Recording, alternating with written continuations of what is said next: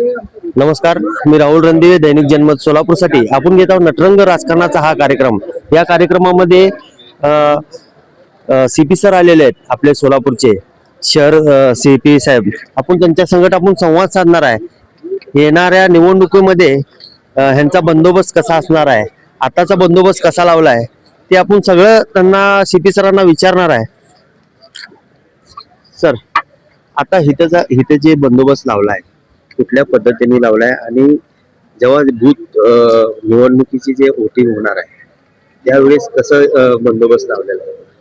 सध्या आज शेवटच्या दिवशी आहे नॉमिनेशनच्या, त्यामुळे इथं डीसीपी साहेब स्वतः इथंच आहे, आम्ही आहे, दोन एसीपी आहे, ट्रॅफिकचे एसीपी आहे आणि इतर सर्व अधिकारी अंमलदार आहे। आम्हाला जे गर्दीच्या नुसार क्राऊड मॅनेजमेंट आम्ही करून घेणार आहे।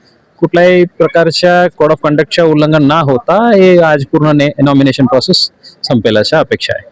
सर, 2 वाजेपर्यंत टाइम दिला गेलेला आहे आणि गर्दी खूप आहे आणि एखाद्याला अजून आता कुठल्याही पक्षाचे एबी फॉर्म आलेले नाहीत। जे छोटे पक्ष आहेत ते आलेले आहेत आणि जे मोठे अशा विषय आहे ते रिटर्निंग ऑफिसरला विचारा। मला काय गर्दीमध्ये क्राऊड मॅनेजमेंट आम्ही करणार आहे। पक्षाचा एबी फॉर्म आलेला नाही आणि जे बंदोबस्तामध्ये गर्दी आहे, ज्या लोकांना एबी फॉर्म घेऊन यायचा आहे इकडं, त्या लोकांचं म्हणजे तारेची कसरतच आहे।